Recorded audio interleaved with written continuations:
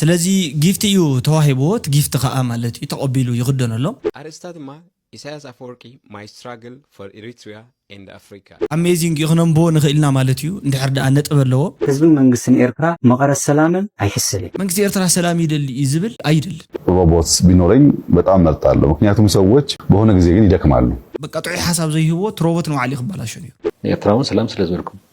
መስፋነውን ሰላም ስለዘርኩም መስከለውን ሰላም ስለዘርኩም ዝኾነ ነገር ኣለኩም ዝበሃል ዝኾነ ነገር እንታልዩ ኻሊ አካል ነበር ንሕና ይብልና ቀደሙን እኮ ኣብ ውሽጢ ሰላም እንተየለ እንደገ ምስ ደጋው አካል ከድካ ሰላም ጥዕና ሃበለይ ከመይ ኣለኹም ከመይ ተቀንዩ ክቡራትን ፍትዋትን ተኸታተልቲ ሽደን ሪአክትስዋን ከመይ ቀኒኹም ይሄን ይመስገን አነ በወገነይ እግዚአብሔር ይመስገን ደሓን ቀኒ ለኹም ንስኻትኩም ከም ዝኸማይ ከምትሉ በዓል ሙሉእ ተስፋኤ ነዚ ሓለፎ ኣስታት ክልተ መዓልቲ ሓደ መዓልቲ ዝኸውን ካብዚ ማሕበራዊ ሚድያ ቀሊል ማለት እዩ ናይ ሰዓለ መዓል ዝበሃል ጨላዕ መልዓድም ዝሎ ወለድና ማለት እዩ ጀስት ትድምፀ ትኽክል ስለ ዘይነበረ ሎማዓንቱን ከምኡ ንእሽተለይ ተረፈ ሰዓል ክህልዎ ይኽእል እንትኾነ ግን ኦኬ ኣብ ናይ ሎማዓንቲ መደብ ክንሰግር ኢና ኣብ ሎማዓንቲ መደብ እንታይ ተባሂሉ እንታይ ይበሃል መን እንታይ ተዛሪቡ እንታይ ከይዘረባ ኣሎ ንምንታይ ከተዘሪቡ ዝብል ብኸመይ ይስሓቐሎ ዝብሉ ማለት እዩ ተገሪምና ገለ ንዕዘቦ መደብ ኣሎ እንኳዕ ብድሓን መጻኹም ናብዚ መደብ ኣብ ናይ ሎማዓንቲ መደብ ሒዘኩም ክሰግር እየ ኣብ ኤርትራ እንታይ ለውጥ ኣሎ ን32 ዓመት ኣቶ ኢሳያስን ኩራኹሩን ንኤርትራን ንህዝቢ ኤርትራን ጅሆ ሒዝዎ ኣሎ ኤርትራ ናጽነታ ክዕቀብ እንተኾይኑ ኣቶ ኢሳያስን ኩራኹሩን ስልጣኖም ንህዝቢ ኤርትራ ክረክቡ ኣለዎ ወይ ከዓ ዓይነታዊ ለውጢ ከምፁ ኣለዎ እቲ ለውጢ ኢምፕሊመንት ሩል ኦፍ ሎው immediately and free market economy ጽምዶ ዝደለ ምስ ክልል ትግራይ ኣይኮነን ጽምዶ ምስ ህዝቢ ኤርትራ እዩ እቲ እንኮ ፍታሕ ኤርትራ ትዕወት ደቃ ተሓቆፍ ኣለዋ ብመጀመርያ እቲ እንኮ ሽግርን እቲ ኢሳያስ ንኹራኹሩን ኣቶ ኢሳያስን ኩራኹሩን እዮም ብመጀመርያ ክንቃወሞ ዘለና ቅድመ ወጻተኛታት ኢድና ምውጥዋጥ ክንደያ ሸሓት ኤርትራዊ ኣብ ሊብያን ካሊ ኣፍሪቃን ተሰዲዶም ዘለዉ ከምኡ ይቕዘፉ ኣለዉ ኢሉ ማይ ካሳይ ጻሕፈለይ ርእይቶ እዩ ማለት እዩ ብጣዕሚ ዝኾነ ፍልይ ዝበለን ሃናፅ ዝኾነ ርእይቶን ትክክለኛ ኢለ ዝኣምነሉን ርእይቶን እዩ ማለት እዩ ካብቲ ማይክል ጻሕፈለይ ኣሌክስ ገብረ ጻድቕ ሰላም ወድኖ ኢልነሎ ያ ሰላም ክብሩን ፍትውን ሓው ዌልካም كد حساوي إلنا الحمرة ويلكم ود حمرة عدي خالتكم بتماسسال نت channel سبسكرايب لايك كومنت شير مقباركم هاي ترسعوا لكم يزدلي أنا بتعم خابز قرر مني لمك أنا خابز قنيو ناي لفعتي تسفى وقعتاتن ناي برهانة قبر قرقس مالتيو مسوت تحيزهم مستزربوا علالاتنا اللون اليوم حجي كم جمرتوا جمير نتصنت ميديا كله له نعنان كم هزب زربحنان نبرهانه ونحويسو كم هزب زربحن سرحينا نسرح نيرنا مالتيو نتصنت ميديا كله على ميديا تسلس تزاربك عفنا يبلن زبل عشان بيعدو نستقالس برهانة قبر قرقس وين لفعتي تسفى منم قالس نزي تقالس أبوات أخوينو بزعب عدنا نزارب ميدياون عفنان دهلانا يتقور لهم حساب ندحر كسعرك إلو بحساب موجود نابلنا رئيتو نهبك أنينا نيرنا مالتي سلازي تمسارو تخكل أي نبرن تخكلن يا بزي يكون من قدي حابريت عند حرد أم حلالي فدما حتى تأكل له أتي حابريتها سانسور كجبر ويكأنسو استزار بقريب قصري لو ما أنت بيو على أنت بل أنت يتدرر ذي كونس كلي مسعق خفتة تزلوا حابريتها لعلي حموش تشح سبز الله زخون يكون ميديا ويكا أكاونت ميديا تبعي لسوا يوتيوب أكاونت خوني غل فيسبوك خوني غل راديو خوني غل تي في برنامج ولا ناي راديو برنامج خوني غل مالتي حموش تسبن لعليون زون نوو ويكا زساتفولو حدا زخون يكون أكاونت نحرد عليه ميديا تبعي لسجلت أميديا خاخل لجزء حق زبها له تتأيق النت زبها له كتأيق له نبريخت حتى تكات غيرها مالتي أنت ذي كوينو حجون كم تي بزحت الزارب وزلو تبقى إرترات أنا حناي ميديا عفنا تكبرهم حيزنا أنا بتقرأ كنسجرين عزبل مجمر تقدم كدادم بتقرأ زلوا ميديا تات قريب بقطري مالتي لفعتي تسفان أول مكوينة مع إنترفيو نمتن قبر سلاسي كم زي كنت استخدتها لزلوا ميديا تات قال نداولو نتوم ميديا تات وعلى خزارة ويكا تايلو ميزاراروس كصوع جمير منيرم وأنا زبل تأخذ الجزية تقول قادر حق كي تقعدها من كم زعتوا أي فلت نزول ولدي تنقل كام أنت كتزاربي حق تخوينكو مره تخوينو برينسيبل تخوينو ميديا نقول لسه بنص أخوهم سلزلو لفعتي تسفاوي كأبرهان جبر جرجس بستزارو بزخون ياخذ نجار بزربات تخوينو بزربات حتى تقلالو كافتنا ميديا سنة مقار وز أزخون الزربات نحرد زي تزاربو مالتي نغطس الله ولا لو ما عندي فيديو Welcome to Shidden Reacts 1. أمو أولا عندي نيرة قداي مالتي بزحلة فأوان تا أولا تبهال قالس بتعميها أولا جرين ገለ ተሪፉ ነይሩ ሕጂ ብዙሓት ሰባት እንታይ ኢሎም ታግሪን ፓርትቱ ምዃነ እያ እታ ደርፊታ ወላ ግን 2 ደቂቃን 30 ሰከንድ እንትኸውን ደርፊ ቀየረ ኣለኹ ኢላትና ሚሊዮን ሃይሉ ንሰምዓ ኦላ እሺ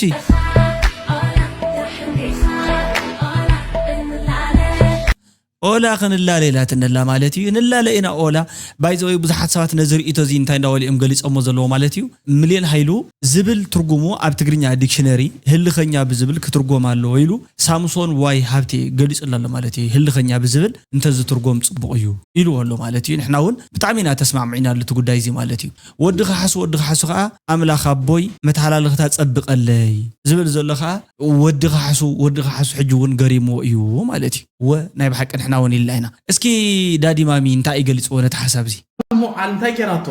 ገለ ዓይነት ገዛውት ፕላሶታት ሰሪሓትሉ ዝተደርበየ እምንስ ሰሪሓትሉ ገዛ እዩ ሰባት ነቲ ንዓካ ሃርማ ዝተደርበየ ደናጉላ ዓጣ ኣቢላቶ ከም ሕምባሻ ከም ጎጎንቱም ሰባት ከም ሃንዛ ገራ ፈነግ ኣቢላቶ ብጣዕሚ አንበሳ ንፍዕትያ ብምሉእኹም ድማ ክቡራት ሕዋት ምናልባት ከምዚ ዓይነት ተጻብኦ ወይ ከዓ ንዓኹም ዝሃርመኩም ሰብ እንድሕር መፅዩ ናብ ረብሓኹም ብምእታው ወይ ከዓ ናብ ረብሓኹም ብምቕያር ግን ድማ ምስ ህዝቢ ከይተሃላለኽኩም ብፖሲቲቭ ዝኾነ ዓይኒ ጠሚትኩም ናብ ረብሓኹም ክትውዕሉ ትክእሉ ኣለኩም ሚላ ሓፍትና ከዓ ኣይትሕመቕና ግሪን ትብል ደርፊ ከዓ ሒዝክልና መፂ ግሪን ዝኾነ ክዳውንቲ ገለ ጌርኪ ምናልባት ኣብዛና ሕጂ ቪዲዮ ክሊፕ ግሪን ዘይገበርክ ከዓ ምናልባት ካልእቲ ተዳልያ ከይትህሉ ኢለ ከዓ ይጥርጥር ብዝኾነ ሃብያ ነዳዲ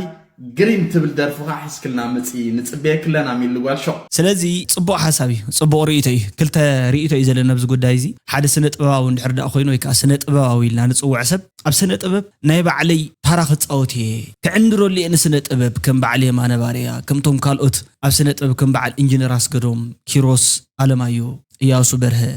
ዮሐንስ ገብረ ጻድቕ ከምዚኣቶም ዝኣመሰሉ ንስነ ጥበብ ጸቢቐ ክዕንድረሉ እየ ኢሉ ዝኣምን ዮሐንስ ትካቦ ዝገደፍኮ ስለ ዝኾነ ዝክረ ቢለብርሃም ኣፈወርቂ እዚኦም ኣይግደፉን እዮም ኣብ ቋንቋ ትግርኛ ክዕንድረሉ እየ ነቲ ስነ ጥበብ ዝብል እንድሕር ኮይኑ ሽግር የብልና ንሕና ክዕንድረሉ ይኽእል ብምንታይ መልክዑ ግን ስኢሉ ብርግሒትን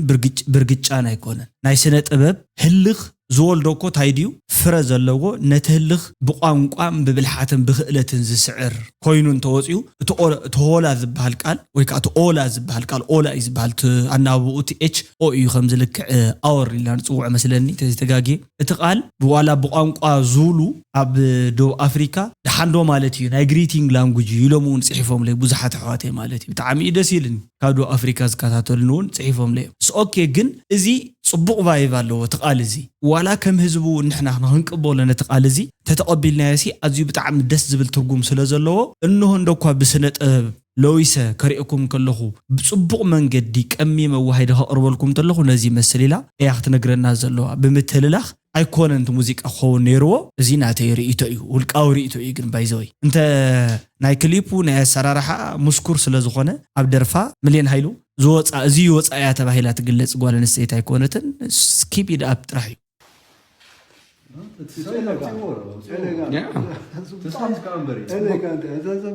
ነዚ መንግስቲ እዚ ምውናና ልዕሊ ኩሉ ኣዝና ዕድለኛታት ህዝቢ ኢና ንብል የማን ፀጋምና ሎሚ ብምሉእ እንተሪኢኻ ምኽሪ ዝደሊ ጥራይ ኣብ ኤርትራ ዝመስል ንክቡር ፕሬዚደንት ኢሳያስ ከዓ ድመንጥዕና ይምነየቱ ምክንያቱ እስኻ ክትጓዝን ንበር ንሕና ክንነብር ኤርትራ ክትነብር ካብ ልዕሊ ከባቢ 60 ዓመት ዘጓሂልካ ኣላ ከዛ ሃገር እዚኣ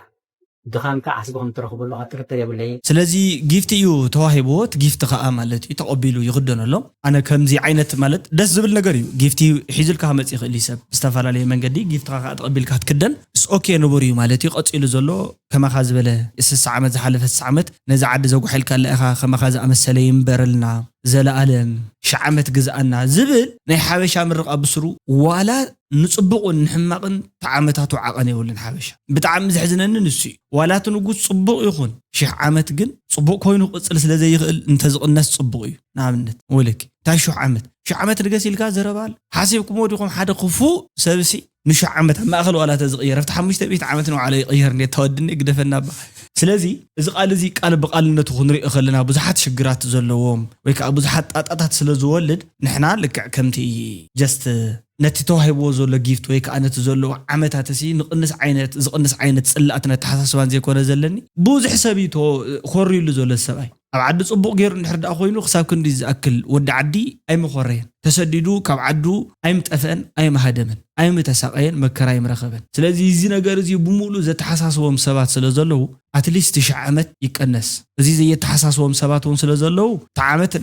መሪቆም ከምብርዎ ዝደሊ ሰባት ኣለው እዮም ሶ ኣነ ንኹሎም ከማቻቸው እንተለኹ ማለት እዩ 10 ዓመት ግን ኣይተወሉ ወላ 60 ዓመት ንበረልና 100 ዓመት ንበረልና ኣይተወሉ ያኽለ በቃ ድሕረ ደግ ይቦታ ይብለናል ቀጽል ሓድሽ መጽሓፍ ጽሒፎ ኣለኻ ኣባይዞይ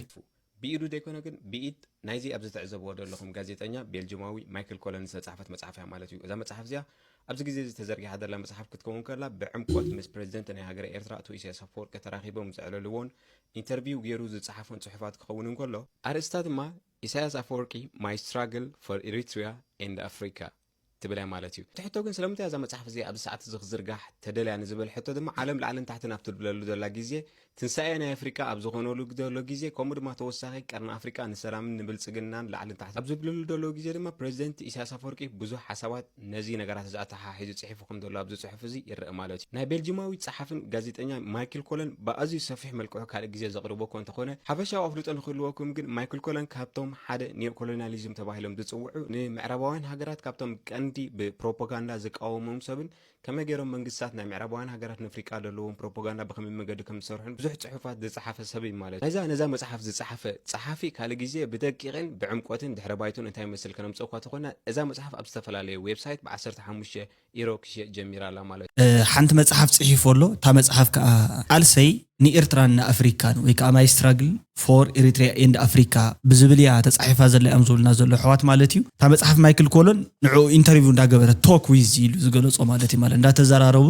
ንሱ ከዓ ካብቲ ዘረባ ናብ መጽሓፍ እንዳቀየረ ጻሓፎ እዩ ኦኬ አሜዚንግ ይኽነምቦ ንኽእልና ማለት እዩ እንድሕር ደኣ ነጥብ ኣለዎ ኣነ ካብቲ መጽሓፍ እዚ ክርከቡ ይኽእሉ እዮም ዝብሎም ምናልባት ሓደ ወዲ ሰብ ዝተገደበ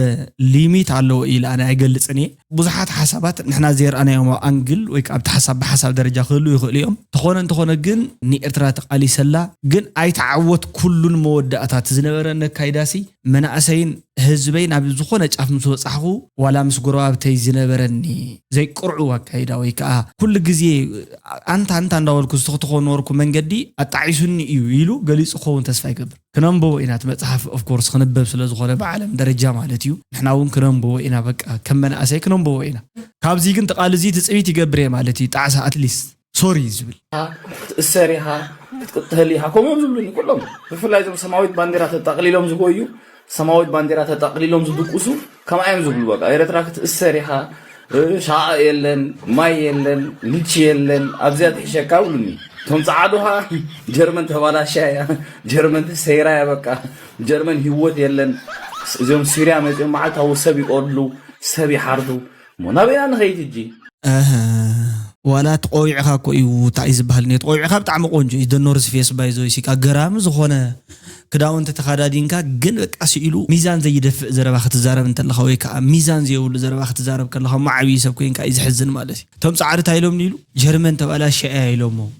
ሕጂ ንሳብ እቶም ጻዕድታ እዮም ኢሎም ጀርመን ቀደም ፀሓይ እያ ነይራ ሕጂ ግን ወርሑ ኮይና ኢሎም ክኾኑ ይኽእሉ እዮም ንዓድና ግን ተመፂኻ ሓወይናተይ እንታይ ነይራ እንታይ ኮይና እዮም ኩልኻ ዘይነበረ ትዝነበረ እውን ከዓ ማለት እዩ አጸቢቁ እዩ በቃ ቅሂሙ ተረዲካ ዲ ንኣብነት ፀሓይ ነይሩስ ብፈሓም ዝቅህም ንእሽትለይ ሓዊ ኢልና ክንገልጸልካ ንኣብነት ሽንቲ ቤት የለን ገለ ኢሎም ከይትመጽእ እሞ ምስ መጽኻ ድሓናው ምስ ኣምላኽ ተባይስኪ ኣሃት ከይድ ግደፎሞ ምስ ሕልናኻ ማለት እዩ ምስ ዝፈጠረካ ንባዕል ተራጊምካ ክትከይድ ትኽእል ኢኻ ንምንታይ ክትብል ትኽእል ኢኻ ማለት እዩ ናውዚ መጺኻ ስለዚ ቶም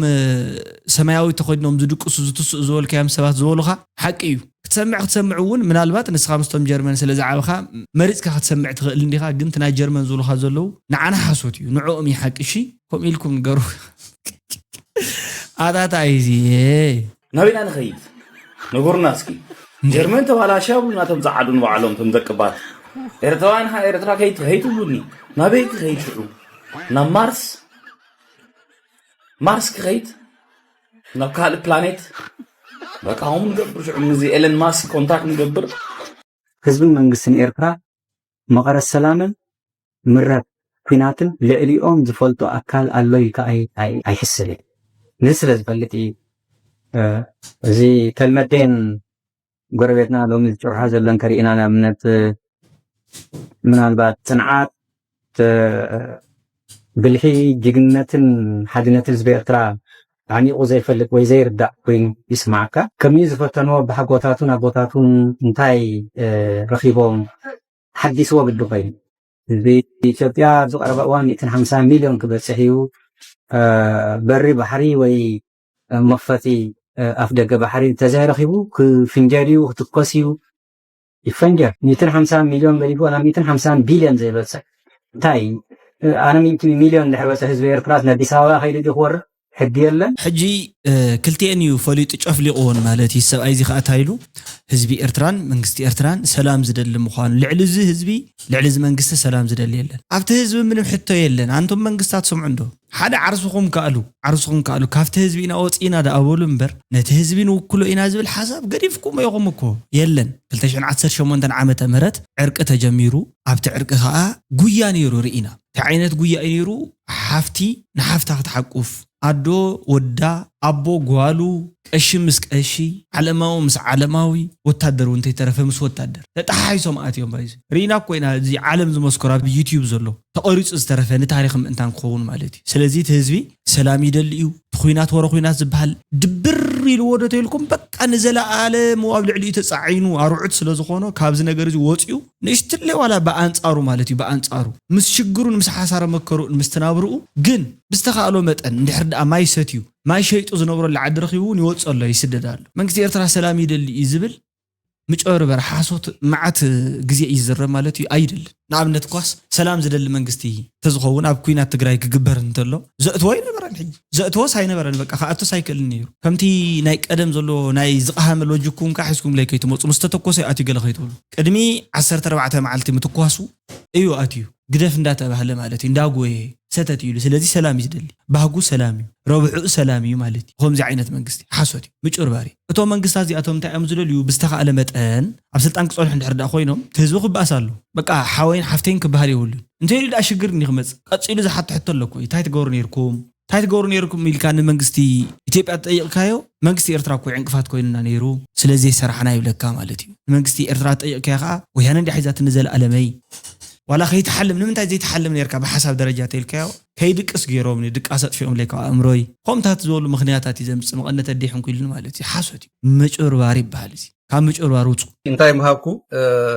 سلف بلصقنا وي ابي احمد سلمتايو قيح مسمر سغيرو نلاونت ايرترا زدافر زلو انتيلنا بجل تقدف نسقطلا مبراهتي سلازي ستقملاي ኣብ ኤርትራ ደጋግም የዝገልጽ ኣብ ኤርትራ ባይቶን ቅዋም ተዝህሉ እቲ ኢሳያስ ዝበሎ አዲስ አበባ ወይ ኣብ አስመራ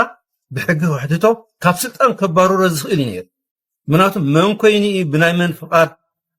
ንስኻኢኻ መራሒና ሓደ ህዝቢ ኢና ኣይከሰርናን ክብል እንከሎ ህዝቢ ኤርትራ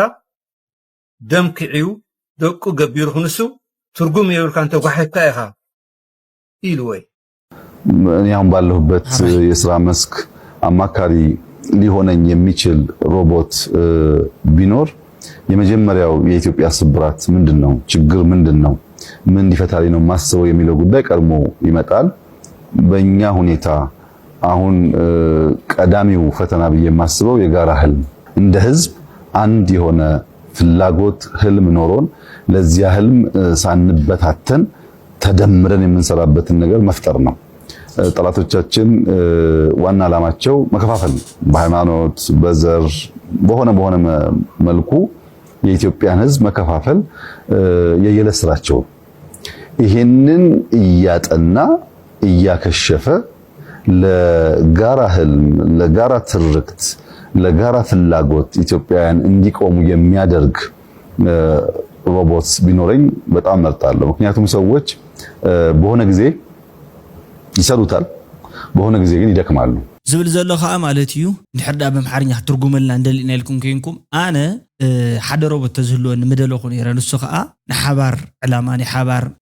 ሕልሚ ክህልወና ማለት ትክህልወና ዝግብኦ ነገርስ እንዳሓሰበስ ዝነገረኒ እዩ ዝብል ዘሎ ማለት እዩ ሮቦት ክኸውን ማለት እዩ ምክንያቱ ጠላእትናሲ ብዘርን ባዕለትን ይኸፋፍሉን ኣለው እዩ ዝብል ኣነ ግን ዋላ ዝ ሮቦት እዚ ንዋዕልና ኢትዮጵያ ተዝመጽእ እዩ ዝብል ብከምናተይ ሓሳብ ከዓ ብሱራ ፀቢቐ ዝገልጾ ዘለኒ እሞ ከዓ ዝ ሮቦት ብአርቲፊሻል ኢንተሊጀንስ ብዲፕ ለርኒንግ ዝመሃረወቶ ዝኸውን ርግፀኛ እየ ካብ ኣማኸርቲ ዘሎ ንባዕሊ ማለት ናይ ቀዳማይ ሚኒስትር ኣማኸርቲ ጀሚሮም በቃ ጥዑይ ሓሳብ ዘይህቦ ትሮቦት ንባዕሊ ይኽበላሾ ነይሩ ኣባና እኮ እዩ ዘሎ ተተሓሳስባት ትሽግር እቲ ሓሳረ መከራ ማለት እዩ እቶም ኣብ መመራርሓ ዘለዎ ሰባት ኩሉ ግዜ እንተወግዑ እንተለዉ ርኤ ቢልኩም እንድሕር ዳ ኮይንኩም ቅድም ኣቢሉ እቲ መፅሓፍ ንባዕሊ ትትንተና እንታይ ይብል ንኣብነት ሓደ ግዜ ማ ይሕስበካ የስሐቀካ ማለት እዩ እቲ ትንተና እንታይ ይብል ፀረ ዓሌታውነት ማለት ዓሌታው ዝኾነ ተሓሳስባ ወይ ከዓ ብናይ ዓሌት ገለ ኣመና ኣተኪርካ ብምሕሳብ ዝመፅእ ሽግር ንምፍታሕ ይብል መፍትሒ ወግዒ ተሰብ ኣይጅምሮ ቢሉ ነቲ መፅሓፍ ፃሓፈ ሰብ ክትንተኖ እንተሎ እከለ ከምዚ ስለ ዝገበረኒ የፅሒፈ ኢሎ ኣይጅምረካ ኣብ ተኣኺባ ዋላ ወይ የፍትኡ ዘሎ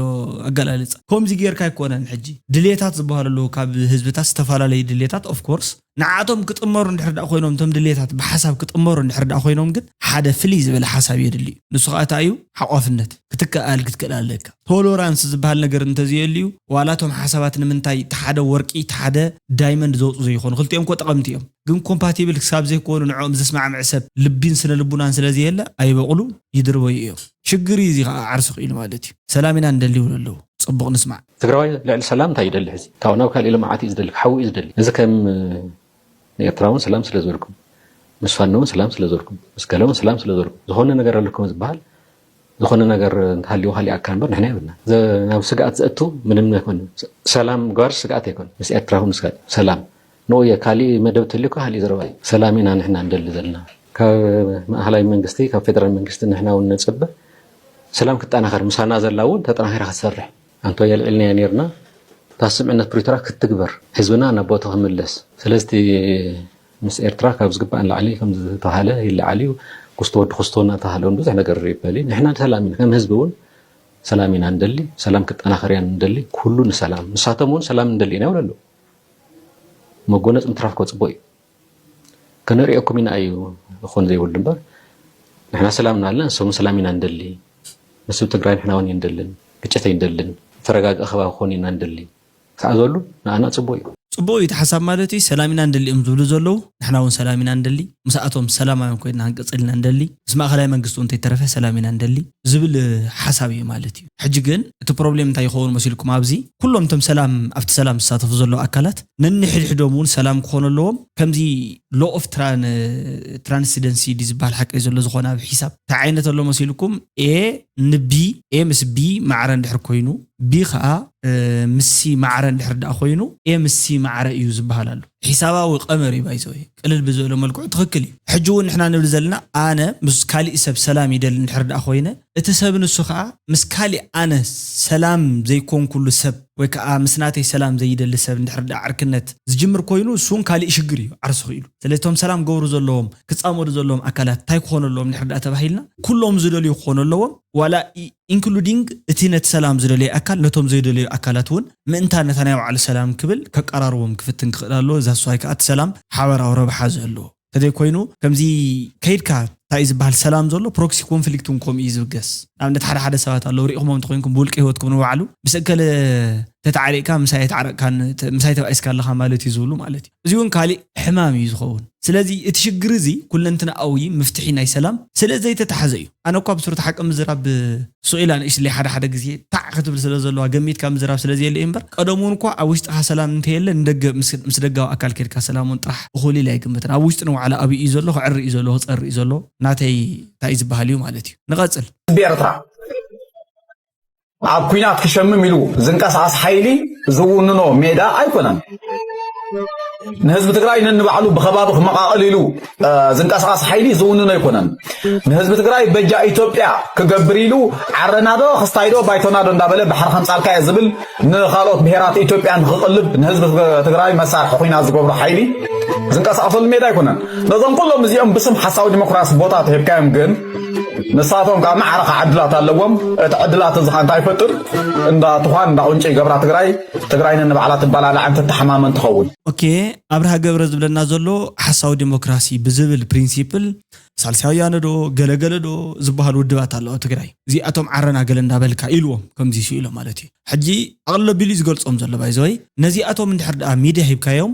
ማዕረኻ ዕድል ስለ ዘለዎ ታይም ገብሪ እዩ ዝብል ዘሎ ንሱ ሽግር እዮም ክፈጥሩ ንትግራይ ክመቃቐልዎ እዮም በለ ሓቀኛ ዲሞክራሲ እንታይ ማለት እዩ ሰለስተ ሚድያታት ክህልዋ ኣለውን ከም ኤርትራ ኤሪ ቲቪ ድምፂ ሓፋሽ ጋዜጣ ሓዳሲ ኤርትራ ካብዚኣተን ወፃኢ ናይ ሎጊቢባ ቲክቶክ ቪድዮ ب47 ቅርሺ ይሽየጥ ኣብ ኤርትራ ናይ ቲክቶክ ቪድዮ እዩ ዘለኹ ሓንቲ ቪድዮ ሰሓቕ ቪድዮ እንድሕር ኮይኑ ብጣዕሚ ዘቐልድ ዘስሕቕ ቪድዮ እንድሕር ኮይኑ ኣብ ኤርትራ ክንደይ እዩ ዝሽየጥ ርኢኹም ኢኹም ርኢናዮ እኮ በቃ ብካሜራ ተቐሪጹ ዝኾነ ሰብ ኣበይ ሞ ሕጂ እንታይ ዝባሃል መንከ ይሸጥ እኮ ኣነ እኮ ብጣዕሚ እኮ ይዝገርም ናተይ ከይሽየጥ ዳታ ንገርና ክንደይ ቅርሺ ምዃኑ ኮፒራይት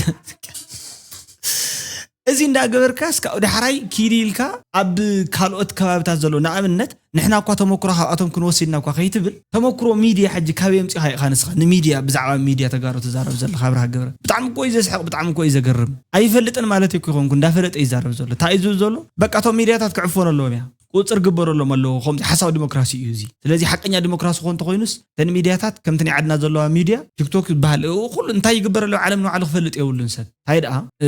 ቲክቶክ ቪድዮ ተይተረፈ ክትሸጠሉ እዩ ዘለካ ኦኬ ስለዚ በዚ ሒዝና ኢናት ዲሞክራሲ ዝበሃል ነገር ክነሃንጾ ወይ ከዓ እቲ ሰላም ውሑስ ክንገብሮ ኢሉ ኣብርሃ ገብረ ይኣምን ኣነ ግን ከምኡ ይኣምን ንስኻትኩም ከምኡ ይተኣምኑን ይፈልጥ እንታይ ደኣ ኣብርሃ ገብረ ይዕሹ ምህላው ብኣግባብ ወድዓዊ ብዝኾነ መንገዲ ክነግረኩም ስለ ዝደለኹ እዩ ናይ ሎማዓንቲ ቪድዮ ነዚ እዩ ዝመስል ክሳብ መወዳእታ መደብ ስለ ዝተኸታተልኩም ብጣዕሚ ደስ ዝብለኒ ርኢቶኹም አንብሩ ሰብስክራይብ ላይክ ግበሩ ንጹህ ዝኾነ ርኢቶ ኣቐምጡ ለይ ማለት እዩ ነቲ ቪድዮ ከዓ ገለ መለ ትርእይዎ እሞ ላይክ የብሉን ላይክ ኣብ ዝሕሉ ኢኹም ይቐኒየለ ኢልዋም ቅነ ጉድ ላይት ንሕና ሕድርታ ሓዋተይ ማለት እዩ